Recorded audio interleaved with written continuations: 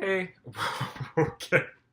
All right. I was hoping that I would have like chilled enough to be able to make a coherent video without just like freaking out the whole time. Unsuccessful, but here I am anyways. I have received a week or two ago and read Power Rangers Aftershock, which is the graphic novel sequel to the movie. Like, I can't talk about this graphic novel without addressing the movie, like, at least a little bit. I'm totally gonna spoil the hell out of this graphic novel.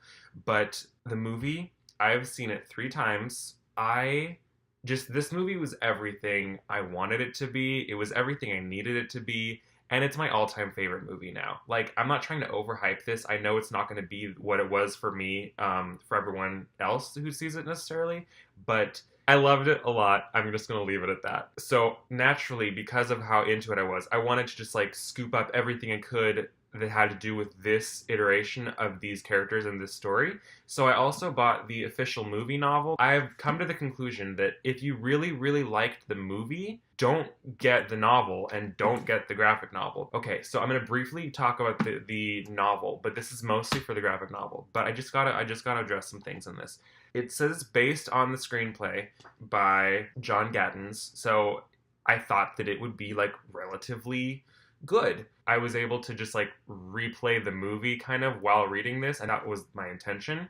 I didn't pick this up thinking it would be like a good read. This narrative makes the Red Ranger, Jason Scott, they make him out to be a jerk, and that is not how he came off in the movie, which is why I loved him, because usually the jock characters are kind of on some level like really ignorant and just mean, and that wasn't Jason Scott in the movie. But this book, the narrative gives us Jason's thoughts throughout the book, and more often than not, they're mean thoughts, mostly like directed at Billy, and like that was something that really rubbed me the wrong way. So Billy is on the autistic spectrum in this Power Rangers adaptation, reboot, whatever you want to call it, and that was like fantastically handled in the movie. But in this book, when Billy reveals to Jason or like tells him like, hey, I'm on the spectrum, the narrative has Jason thinking like, no kidding, like what?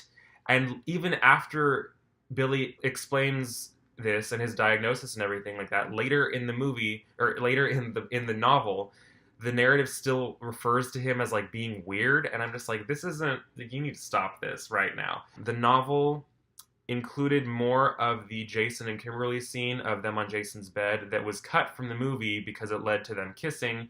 I love the movie for doing that. The director made the best call possible, cutting that Kimberly and Jason kiss scene.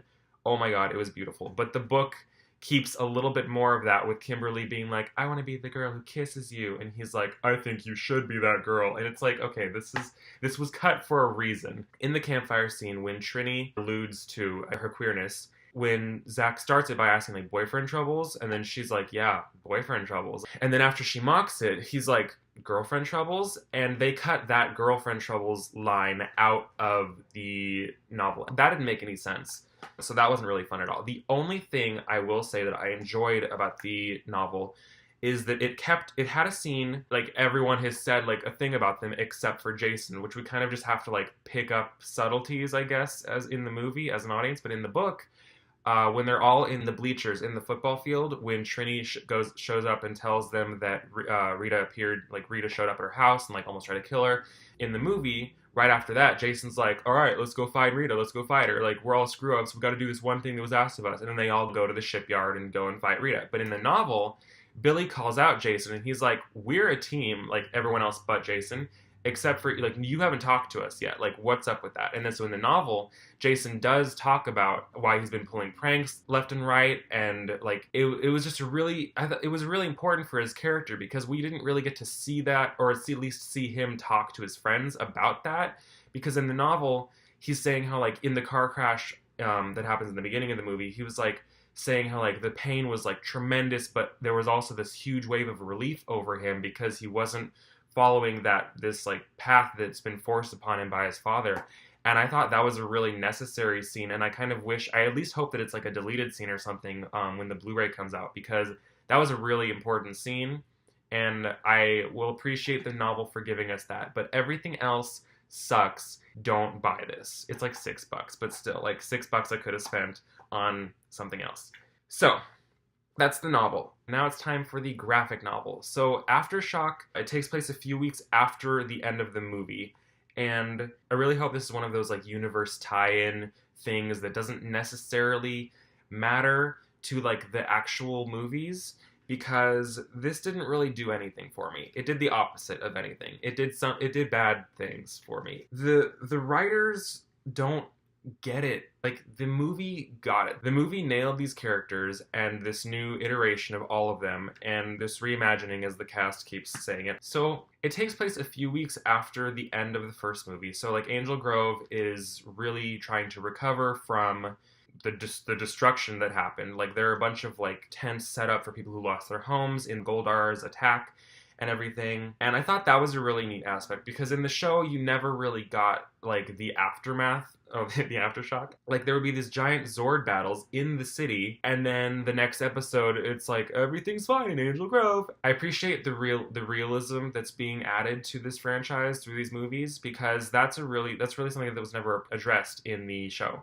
So that was neat. Gold left from Goldar, like the gold that created Goldar has like, I guess, seeped into the ground. There's still like the magic in his gold, I guess, that was left behind, and it's causing new putties to form, and so the Rangers still have to fight these putties. And so the big bad in this graphic novel is these two people whose lives were, I guess, ruined from the attacks that Goldar did in the movie, and they come across some gold from Goldar, and they kind of become these mutated Goldar monsters. Like, they have Goldar's like thoughts, I guess, in their head, because they're remembering things that they themselves haven't experienced, but they're actually memories from Goldar when he was attacking Angel Grove. And so they have his motive of like, gotta find the Zeo Crystal in their heads, even though they just want to get revenge against the Power Rangers because they're blaming them for the tragedy that overcame their own lives. That's all really neat, I guess.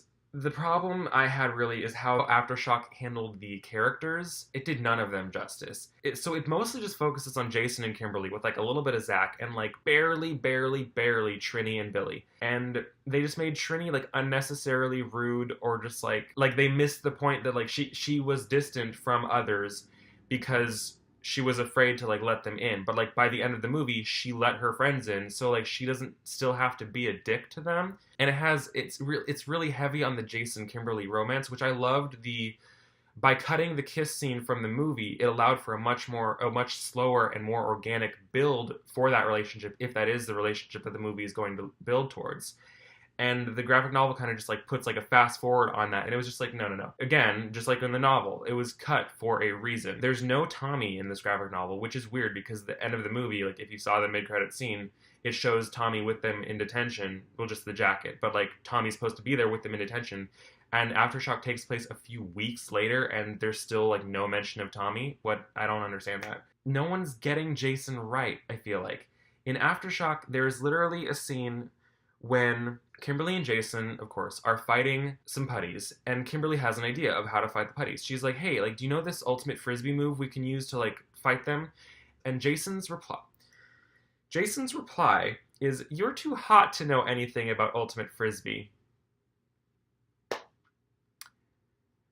What does that even mean? That is so, oh my god, that doesn't belong in anything ever, especially in 2017. That is not, that needs to get far away from Power Rangers. That's not okay at all. And it ruined the book for me. I know, like, I'm just a fan, and like obviously the creators are going to know more about their characters than the fans ever will. But at the same time, these aren't the creators of the movie. That's why I feel I can say these people did not understand the characters. Like, compared to what Jason we got in the movie, this Jason was so out of character. He was just a dick jock. And it's like, no.